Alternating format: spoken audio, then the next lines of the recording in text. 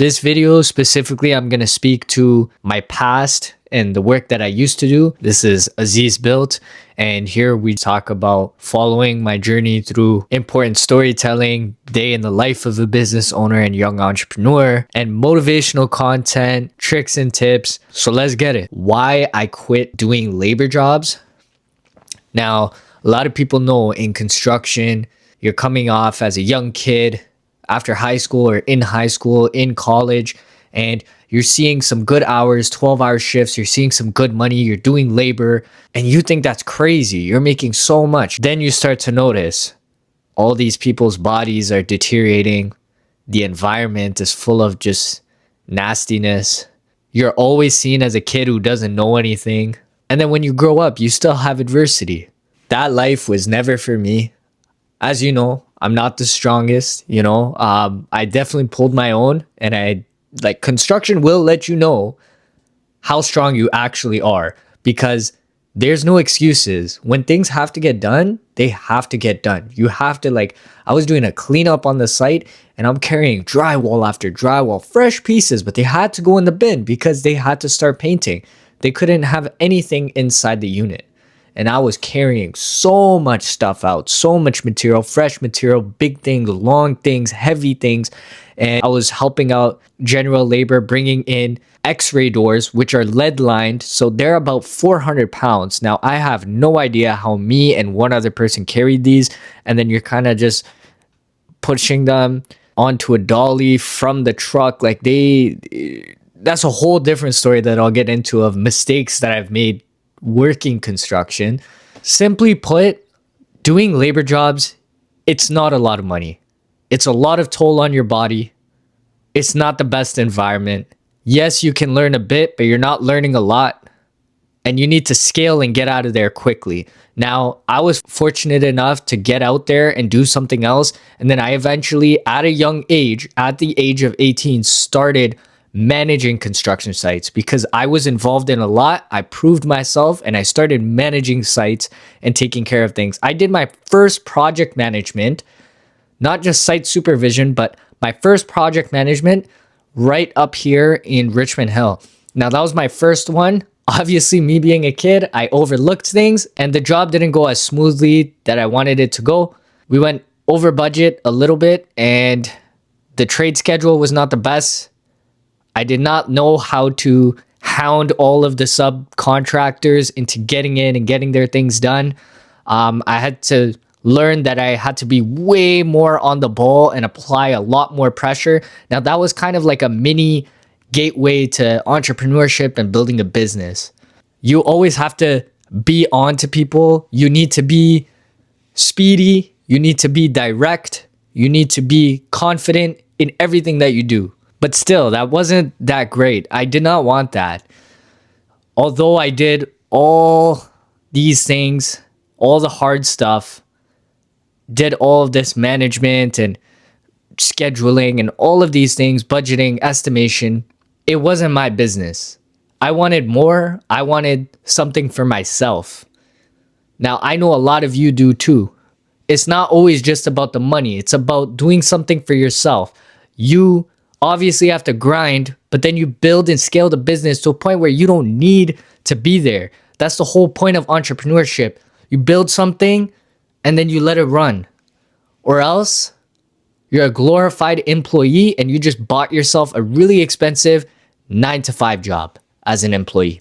You're a slave to your business. Now, a lot of people are stuck in that cycle, but in this new generation and new era of entrepreneurs, we're figuring it out very quickly. And there's so many people out there that you can learn from and kind of take things piece by piece from all these different people about how to run a business, what to start, what to do. Now, in this day and age, I completely disagree with all these people. They're discounting and discrediting all these sources of and places of getting income. No, I think that they all work just as long as you're doing it differently, you're doing it better, and you try your hardest. Because if you truly do your best, you can actually succeed.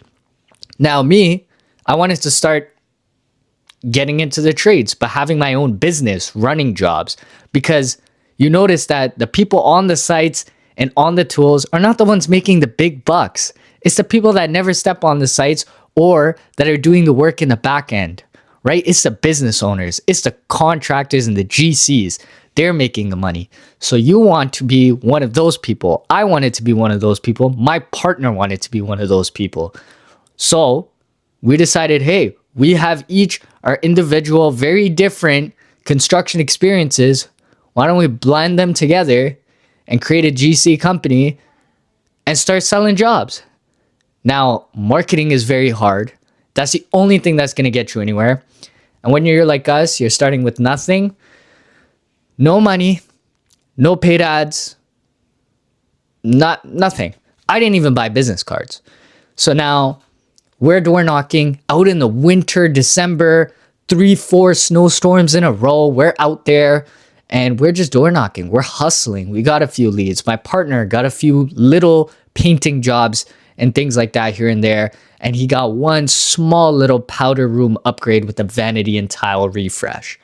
Me, on the other hand, I was like, hey, let me figure out different systems. Now, door knocking, I was like, I'm not going outside. So I used Facebook to my advantage and started connecting with people on Facebook, getting into the groups, posting listings on Marketplace, getting on LinkedIn, getting connections, posting things, being a subject matter expert, and not necessarily selling anything to anybody's face, but just having questions out there, giving advice, giving expert advice in the field. What are your most stressful things during a home renovation? That's a perfect example. Now, I would make those posts. I would gain all this traction. You know what ended up working? I mean, all of this is going to work in the long run, right? Making the pages bigger, getting seen. But what ended up working in the long run was the Marketplace. Now, we got our first lead. This is my first real lead. We quoted the job. Now, I have a story about that job. I'll make a separate video specifically on the job of our first client. This was kind of hectic. Obviously, you're jumping in head first. Yes, we have so much experience, but until you actually do specifically GC a job, you have no idea what you're doing because there's so many things involved. Every single person, job, and client is different. So you have no idea. We're jumping in head first. As a business owner, as a contractor, you need to make plays, right?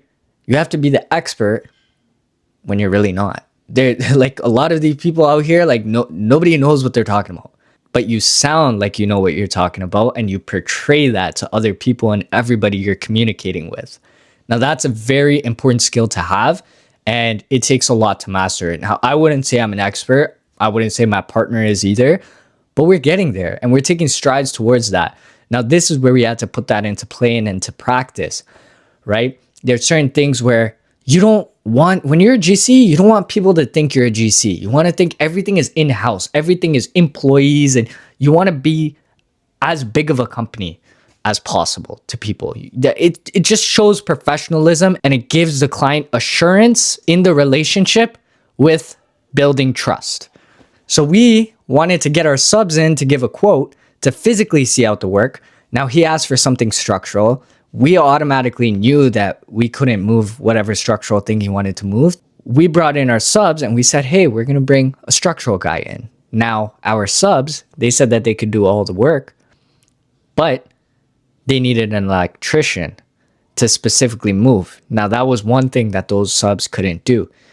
My partner's father is an electrician. So he was like, okay, I'll get someone in as an electrician.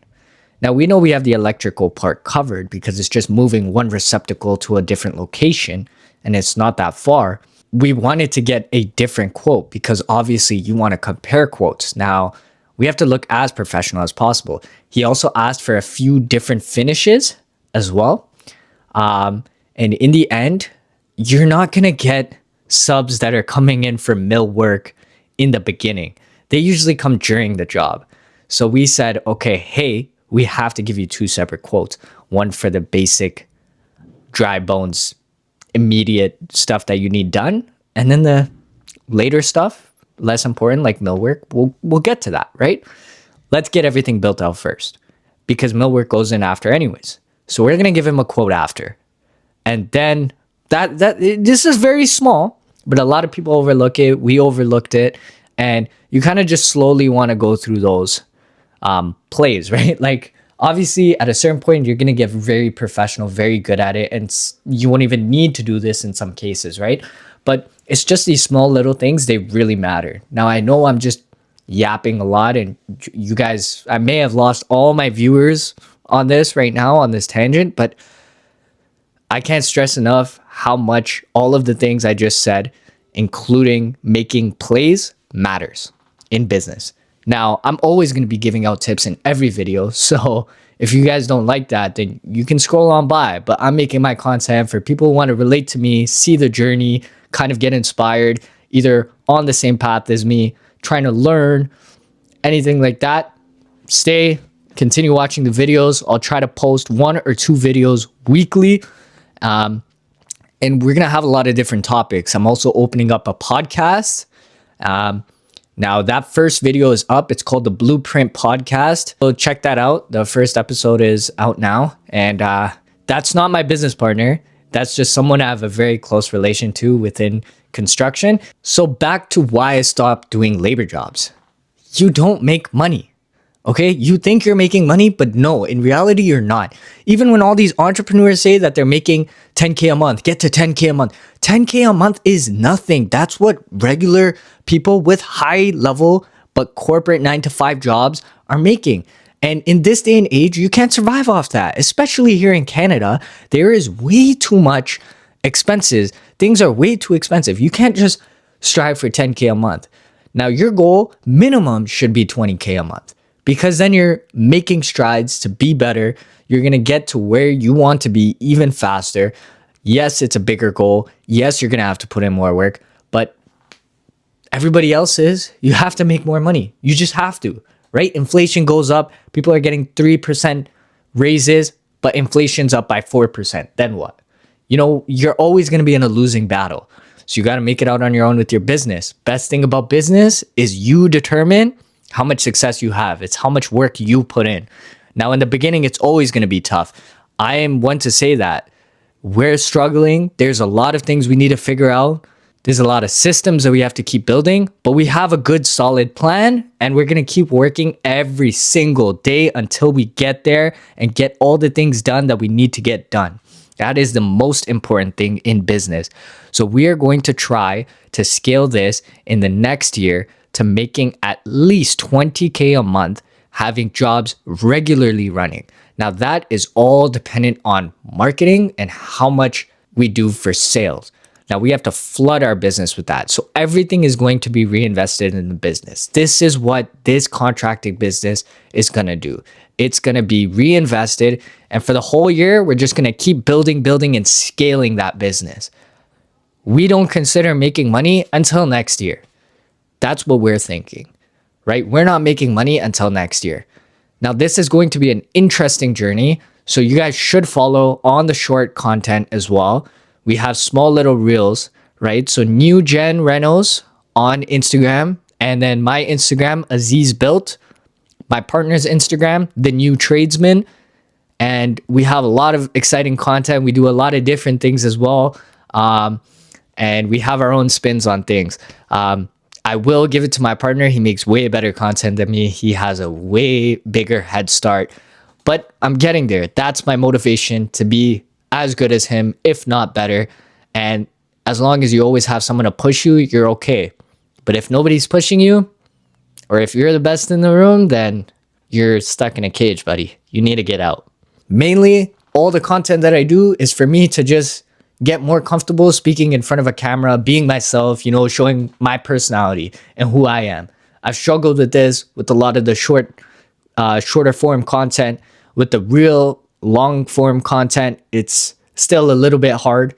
But I'm going to try to do my best. I'm going to keep it raw. I'm going to keep it real and just talk and better myself. And that's what the channel and the content and the businesses is all about.